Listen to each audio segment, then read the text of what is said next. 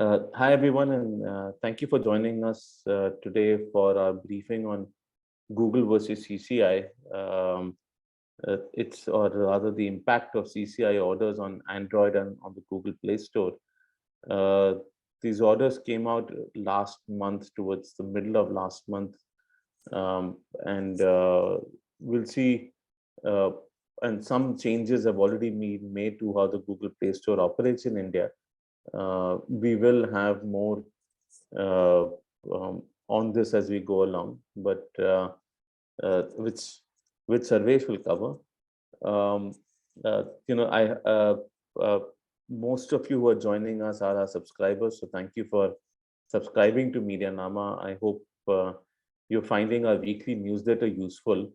Apart from that, there's a daily free reads of the day newsletter which you can sign up for which I'll put the link in chat once our race begins. And some of you are here as one-time participants in these calls. We do about 12 odd, sometimes more calls a year. We try and do one a month. Sometimes in some months we do two. But if you're a subscriber, you can access all the previous briefings under the MediaNama Briefings tag. And if you're a subscriber, you can basically gain access to all of our work since 2008, including guides to specific tech policy issues, exclusive news reports, document summaries, interviews, and pretty much everything that we do. We're also doing this call a couple of days, or rather, the day after the deadline for the telecom bill was supposed to end, and that's been extended by 10 days. So if you would like to, please do submit your views on the telecom bill. It's very harmful for the internet. I'll put a link to our submission in chat in case you want to use that. And I also put a two-pager in case anyone wants to use that, but please do participate in that public consultation. We're expecting the data protection bill probably in the next week or the next 10 days. And if you saw the last weekly newsletter that I've sent to subscribers, I put together a reverse timeline of when we should expect the bill. So working backwards from Feb. So I'm expecting it in the next week or 10 days. I was actually expecting it today. And the MediaNama team knows that I was expecting it last week as well. But it's one of those things. It's like waiting for Godot. But back to today's program. We'll take your questions towards the end of the presentation, which will be on record, but the Q&A will be off record. So please do make sure that you stay with us till the end if you have any questions or you'd like to participate. I guess I'll hand over to Sarvesh. Sarvesh? Thanks, Nikhil. Yeah. Just a quick housekeeping. This is there's no legal advice here, and it's selective and not comprehensive. Today, so our broad plan is to look at the impact that the CCI order has on various entities, developers, consumers, both the benefits and any potential harm. And also, will we see new kinds of payment systems, new kinds of Android based on forked versions of Android, and also how this will affect the security of Android going forward.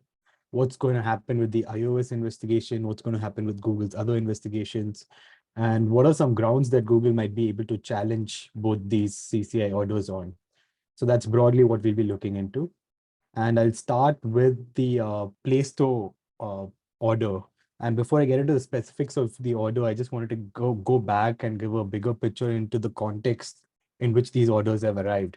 We've done a detailed members call on this in September, and in that we get into all these the main developer concerns in more detail. I'll just share the link. This is accessible to MediaNama subscribers. So the video and the presentation is there. I'll just share that link in the chat. But right now, I just skimmed through the summary of their presentation. So the main points that developers have been raising across the world repeatedly is one is high commissions. Both Google and Apple charge anywhere between 10 to 30% commission on all in-app purchases. And further, developers are not allowed to use alternative billing system, nor are they allowed to steer users to alternative billing systems. What that essentially means is developers can't include in their app any message, any prompt, any link saying that, download this off, pay for this off in our own website, don't pay for it here. You can't say anything of that sort. So that's the anti-steering provisions. There's restrictions on third-party app stores and side loading. Even though Android allows it, there are warnings that show up, which essentially like restricts in terms of it scares away users from doing it, because it says if you do this, if you sideload an app, it's going to cause security risks to your Android device. So we advise you not to. There's self-preferencing where Google's own apps are shown higher than third-party apps in the Play Store. For example, if you're looking for video streaming app, YouTube might be shown higher. And if you're looking for a Maps app, Google Maps might be shown higher. So the same applies to even smaller apps, niche segments where Google is not that prominent, like the Maps or the YouTube example I took. There's pre-installation of apps, which is a major issue because all the Android devices, most of the Android devices come with a bunch of Google apps, which essentially means users don't have to go download an alternative app. There's share locking, which is a term used to refer to copycat apps. So once if Google or Apple sees that an app is doing very well, and they realize that they can create a similar version of that app. So that's when that's called Sherlocking. There are like one-sided policies, abrupt removal of apps, and the shadow banning. Shadow banning is essentially when a app shows up lower on the search results, it doesn't show up at all, and the developer doesn't know why. And lastly, there's delay in how developers are paid. In India specifically, this is a timeline. So in 2020 September, Google came out and said that all apps must use the Google billing system. What Google said was, this is the rule that's always been there, but we just want to clarify now that all apps must use Google billing system. Until this point, apps in India and apps even around the world were using third-party billing system without much consequence. But this policy clarification meant that Google is going to clamp down on this practice. Right away, we had immediate pushback from a lot of startup founders in India. Nicholas covered these in stories. They were upset. They had raised all. They said, some of them said that we are already paying 30% to Google in advertising. Why should we pay 30% more? And others were like, Google should not have this level of control. Government should do something. So Meti stepped in around that time and said, what are your concerns? Let us know. And this pressure eventually led to two things. One, CCI launched an investigation based on the complaint by these founders, startups. And there was a extension in the deadline for the billing system policy. So it was supposed to be last year, September, and it became March this year and end of October. And now there's a temporary pause to it, but there's a caveat, which I will talk about in a bit. So CCI is, so just before you continue, Sarvesh, there's another thing I wanted to add, right? One of the arguments that was made was that when we use an external payment gateway, then we pay anything from 1% to 4%, 5% sort of payment gateway charges. At very high transaction volumes, it's even lower than that. And many companies actually, when they're at a very large scale, they build their own payment gateways instead of using a third-party one. So they're saying that Google provides various services like a payment gateway service. They provide security verification of apps. They provide distribution of apps. So the idea was, instead of bundling all of them into a 30% charge, why don't you split it into various fees and allow us and validate other players who are also providing the same service as such, or allow us to use other platforms to do the same thing. So it largely came from, when you download an app externally, then on your, when you download an app externally, then you get a warning on your device that you're not being allowed to, you get a warning saying that this is being downloaded from outside the Play Store, so it could be dangerous, etc. Which means that people end up don't using the app or don't end up installing the app. So those are, again, added to the concerns that Sarvesh had raised. Yeah, so essentially CCI came in and said, okay, we saw your complaint. We see that it looks like there is some kind of abuse of dominant position. So we will launch an investigation into it. We'll look into the The specific aspects that we look into are the high commissions, the exclusivity regarding payment systems, and the pre-installing of Google Pay for payments in for Play Store payments. Uh, Globally, to zoom out, this is not India is not the only one. I think Google Play Store and Apple App Store are across the world being investigated. This is probably the largest concern that antitrust regulators have around the world. So there is in South Korea a new law, in US there's a new bill being proposed, and then there are multiple lawsuits by Epic Games, which owns Fortnite, Match Group, which owns Tinder and a bunch of other dating apps. We have UK's competition regulator come out with a report which recommends that there should be an investigation. EU is also looking into it. Japan concluded its investigation, which eventually led to some concessions from Apple. Indonesia recently, just I think a month and a half back, launched an investigation. And there are more countries to this, but broadly, this is it. And all this pressure over the last 2 years has led to a couple of changes, big changes in Google Play Store. Commissions have been reduced from 30% to 15% for some entities, specifically for developers who make less than 1 million, and for the first year and the subsequent years of subscription services. 10% for ebooks and music streaming services. And more recently, we got something called user choice billing, which is a pilot program that Google is running in select countries. India is part of it. So essentially, developers of non-gaming apps can apply for this program, and they'll be allowed to use a third-party billing system along with Google's billing system. So both can be shown to users, and users can pick which billing system they want to go ahead with. And today they expanded this to the US. They announced that Spotify is going to start testing it this week, and Bumble will start testing it in the next few months. In user choice billing, the commission is reduced. It's not completely eliminated. It's reduced by 4%. So essentially, those who are paying 30% will now pay 26%, and those who are paying 15 will pay 11%. There's also some concessions on real money gaming apps. Google said that Rummy apps and daily fantasy sports apps can apply for their, again, another pilot, which allows these apps on the Play Store. For a long while in India, at least, these apps were not allowed, which the gaming gambling industry had been criticizing because of the double standards. Why is it allowing in other countries and not here? So these are some of the changes that have happened over the last 2 years. Moving on to the CCI order itself on the Play Store, the biggest thing is the behavioral remedies that have been proposed. These are what CCI wants Google to make. These are the changes that CCI wants Google to make. Right off the bat, they want developers to be able to use third-party billing systems, and they want Google to not penalize anyone who uses third-party billing systems by, there cannot be any discriminatory action. For example, if there is, they submit an app update, you cannot delay the update just because they're using third-party billing systems. And you cannot take down their app just because of this. You cannot depromote them in search ranking because of this. So these are some of the conditions that the order has put forth. Notably, I think India is the second country after South Korea to mandate this. All other regulators are still looking into it, but South Korea has already mandated, and India now follows that. No anti-steering provisions. We already talked about what steering is, and CCI has come out and said you cannot tell developers not to do, like how not to take your customers to a third-party payment page. Uh, Another important aspect is transparent data use policy. So CCI has told Google that you have to say what data you're collecting, how are you collecting this data, why are you collecting this data, who are you sharing it with, and you also cannot use this data for your own competitive advantage. You cannot use it to build your own apps or to improve your own services. And any data you collect must also be shared with the developers. So that's another condition that's been imposed.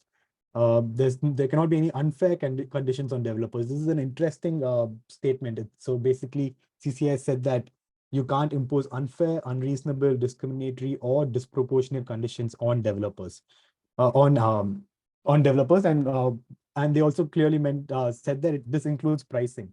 So this is a very vague and broadly worded statement, and I think it's intentionally put in there because it allows CCI to not only challenge the high commissions if it has to. It also allows CCI to look into the agreements that developers sign. So none of the agreements can be one-sided. So this is a broad statement that covers all these other aspects. There should be transparency in fees is another requirement, and there should not be any discrimination against other UPI apps. So Google Pay should be at a level playing field with all other UPI apps. So that's the last condition. And does this address all the developer concerns? Not necessarily. Here, from the list earlier, these are the concerns that still remain because high commissions are not directly targeted, even though CCI said it cannot be unfair. There cannot be unfair pricing. It hasn't said that you can't charge 30%, because CCI does not have the power to do so. It's not a price regulator. Self-preferencing is not exactly addressed. There's nothing preventing Google from listing its own app above another app. Shadow banning is not really addressed. The delay in paying developers, the billing cycle, that is not really addressed. What led to CCI making this decision and ordering these changes? To start with, it's the tying of Google Play billing system with Play Access. So essentially, CCI said that Google Play is one of your services which you offer for discovery of apps. The billing system is another service which you use for processing payments. There is no need for you to tie both these services, yet you've done this. And if developers disagree to use either one of these services, they cannot reach the vast pool of Android users, which is discriminatory to them. So that's the major point of contention. And second, it's that you have this billing system which you apply for other apps, but you don't use it for your own apps. So YouTube doesn't have to participate in Play billing. They have a different system. So why is there a two-faced nature over here? Third is how Google Pay has been integrated with Play Store. So there's something called an intent flow for UPI apps and a collect flow. Intent flow is superior because it's not only user-friendly, but it has a higher success rate as well. Google Pay follows the intent flow, while all other UPI apps follow the collect flow, which again, CCI noted it's discriminatory to the other UPI apps. And all this has led to denial of market access to payment aggregators, and it has led to curbing of innovation in the payment processing market because there is no competition in the payment processing market. Lastly, CCI also noted that this protects the dominance of Google in other downstream areas because of the dominance in Play Store and Android. They can protect their dominance in the search market. They can protect the dominance in the video streaming market. They can protect the dominance in the maps market. So that's just a small list of where they how they are using the dominance in one field to protect the dominance in another field. So what has happened, the latest update that we have from Google on this is that they have paused enforcement of the requirement, Google Play billing system requirement for developers in India for transactions by users in India. The last line is very important here because it looks like Google is saying that although we have paused the enforcement, this is only for transactions carried out by Indian users.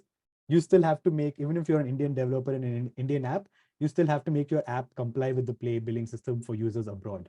So it looks like the deadline, which was October 31st, is still applicable for foreign users of Indian apps. And that's an interesting thing because we don't know if CCI meant that Indian developers are covered by its directions in a way that even the foreign users of the apps are covered, or it only meant that Indian users need to be covered. So this is something that's still open and it's a little confusing. I think I'm not sure how CCI will come up with a follow-up and say we meant what this is what we meant, and you have to cover foreign users as well. Moving on to the other big order, the Android operating system order. Again, here we have a long list of behavioral remedies that have been proposed. Starting off with, there cannot be any pre-installation of Google apps.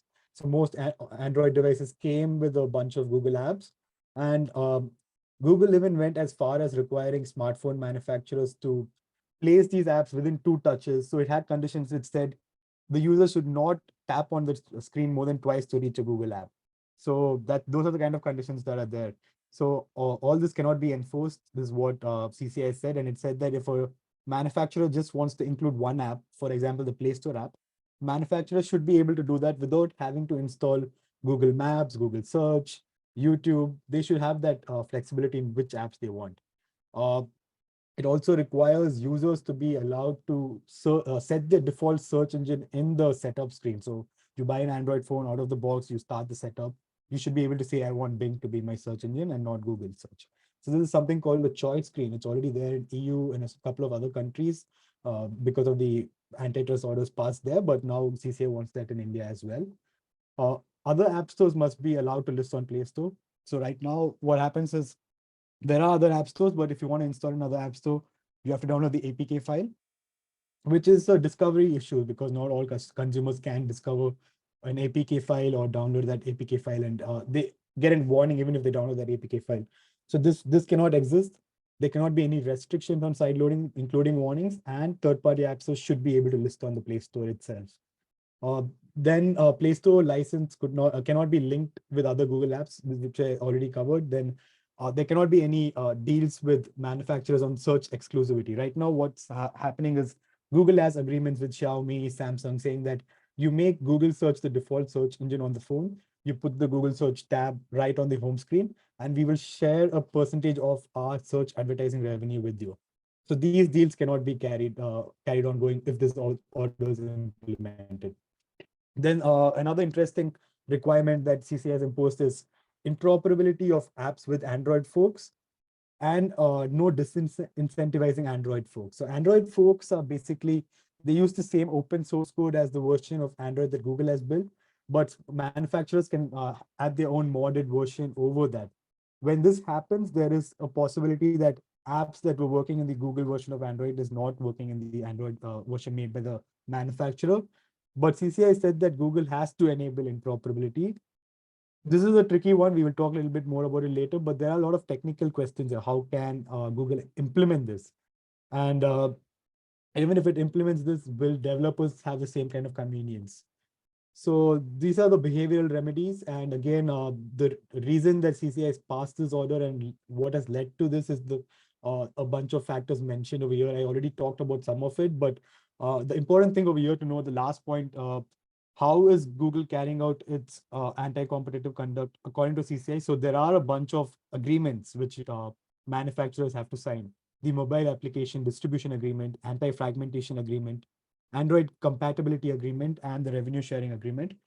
So independently, if you look at these agreements, if you take these agreements and if CCI examine them, they do not necessarily indicate any abuse of dominance, because Google has framed these agreements in such a way that they cannot individually be seen as something that's violative of the Competition Act. But CCI has noticed that. It said, we know if you look at it individually, there might not be anything, but that's not our job. Our job is to look at it collectively, because these are collective obligations imposed on manufacturers.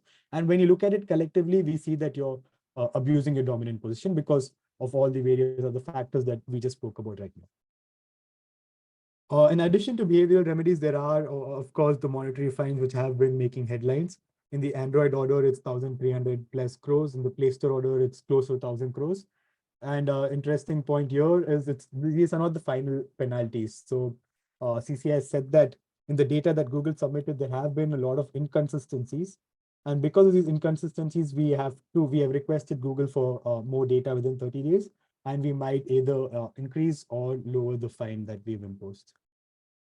Both these orders have, of course, not been viewed nicely by Google. In the Android order, they pointed towards how Android is an open system for everyone, and there are security risks if this order is implemented. It might even lead to a rise in the cost of mobile devices for Indians, which are valid concerns, which we'll also talk about in a bit. And in the Play Store order, they again point towards the security, the consumer protection, the convenience that consumers have in terms of flexibility and choice. So these are some things that Google has said. Some interesting arguments throughout in both these orders, starting off with, will consumer security be affected if this order is implemented? I think Google and supporters of Google have made this point repeatedly, and not just in this case, but in investigations around the world, that you are risking consumer security. And when we spoke to security experts, we've done a story on this as well. When we spoke to them, they tended, like many of them tended to agree with Google, saying that yes, Google is doing a very important function here. They make sure that the apps they have a good moderation process. They make sure that apps are not malware. And they also, Google makes sure that manufacturers issue updates regularly, fix bugs, fix any other malware in the operating system. So all this Google does. And to do this, Google has to have this level of control. It has to couple its Android Play Store in a way that it can control security. An interesting example that one of the experts pointed out was Mozilla, in fact, experimented allowing users on Firefox to control security by themselves. And what essentially happened was there was an explosion of add-ons which were malware, and users did not know that these add-ons are malware. And then what Mozilla had to do eventually was again take control of security and make sure that the add-ons that are uploaded to its add-ons shop are already scanned for malware. So the same function is what Google performs, is what they had, what that person had told us. And another thing is CCI has not given enough attention to security. Even if you read the entire order, which is I think 300, 200 pages, so totally 500 pages, CCI gets into a lot of details about a lot of aspects. But one aspect that they don't cover in detail is what will happen to consumer security, what's going to happen in that front. And that lawyers and competition lawyers have pointed out as the grounds that can be used to challenge as well. But there was another side to the debate as well. It might not harm security, especially when you look at third-party billing systems. Maybe in the third-party app stores and the Android folks, there are concerns, but with billing, there should not be any concern because the payment market is already strictly regulated by the RBI, and RBI has its own guidelines on what security payment companies must follow. So the concern for security should not be there over there. And another interesting point is that Play Store, even if you sideload an app, you download an APK file, Play Store on the background, it does something, it has something called Play Store Protect, which scans any app on the device for malware. So even sideloaded apps are covered by this Play Store Protect feature. So why should you be worried about sideloaded apps is one point that was raised. And so another lawyer who told us that CCI did not look enough into this, pointed out that that's not CCI's fault necessarily, it's because of the regulations. We need more ex-ante regulations, which in a sense looks at anti-competitive conduct before it happens, rather than competition laws currently, which look at conduct after it has happened. So if it is after it has happened, there's less chance for a debate over there. But if you're looking at it before it has happened, Google could have argued the security benefits, could have argued its point more effectively. So that lawyer stressed on the importance of ex-ante regulations, especially for the tech sector. Coming to fragmentation question, again, fragmentation refers to the emergence of multiple versions of Android through Android folks. Is fragmentation good or bad? The reason it is bad is because now developers might have to make multiple versions of the apps, because something that was compatible with the Google version of Android might not be compatible with the Samsung version of Android. Until now, that wasn't a problem because Google essentially prevented Samsung from making its own version of Android. So developers' cost might increase, compatibility for consumers might increase because, if an app that was there in this Android might not necessarily be in another Android. And that again becomes an issue when you're changing phones, because you cannot just restore a backup and get the same apps as before. Another interesting argument, Android and iOS have been viewed as two separate markets. So Google had argued that why you should consider iOS as part of the same market as Android. And when you do that, you will see that there's very good competition between Google Play Store and iOS App Store. So CCI flatly declined this argument, saying that we cannot view them as the same because there are a bunch of differences. To start with, Apple's main goal is to sell devices, sell hardware, sell iPhones, and the App Store is a secondary function for them. But for Google, your main purpose is you give a free version of Android, you get people onto the Android OS only to drive your people to YouTube, to Google search. So your function is different, Apple's function is different. Second, there is no substitutability for developers, because a developer that makes an app for Play Store cannot use that same cannot submit the same file to the iOS App Store. And there are a lot of technical things that go behind, which there are they have different languages that they use, they have different softwares that they have to work with for both these app stores. Third, you have to look at it not from the perspective of consumers. Even if you look at it from the perspective of consumers, there's only competition in the buying stage, and that's a limited competition because there's only a certain segment, the high-end luxury phone segment, where these two have competition. But other than that, there is no competition. But you should not even look at it from the consumer perspective, because in this case, we're looking at it from the manufacturer's perspective. And for manufacturers, there's no option to even go and get iOS, because iOS is a non-licensable operating system. Apple only uses it for its own devices. You cannot get a license to install it even if you want to. So because of these differences, CCI was clearly of the opinion that they are two different markets, and we will look at it like that, which is going to be an interesting thing, because in the iOS case also, it's going to say the same thing, right? Which means iOS will have dominance in Apple will have dominance in the iOS market, because it's the only maker of iOS and the only user of iOS. And we can expect the exact same order and same penalties behavioral remedies in the iOS investigation being carried out as well. Coming again to the pricing aspect, I covered this before, but to reiterate, CCI has not directly gone after pricing. It has included some provisions which act as mere warnings saying that you should be fair, but it doesn't say if the commission is too high or too low. Grounds that Google can challenge, already covered, but security harm. Security harm is one, disadvantage to developers. The third point is one of the lawyers had pointed out that the users and startup community were not consulted, even though CCI has held a lot of consultations with manufacturers, with developers in other countries. All this has been done, but startup community and users in India were not consulted, which could be a problem because users are In ultimate. fact, I'm not sure whether that's entirely correct. I mean, I was talking to some founders, and they'd actually told me that there were, uh, just folks across the world were consulted for this one, not just startups in India. And of course, there were organizations like ADIF who say that they were largely representing the startup ecosystem in India, but again, the startup ecosystem in India is very, very large, and only the largest ones tend to participate in consultations, if at all. That's Yeah, it. and some lawyers even like pointed out like the process was not followed properly in terms of how Section 19, which looks into the appreciable adverse effects of some practice. So that process wasn't followed properly. It's one of the points that was raised.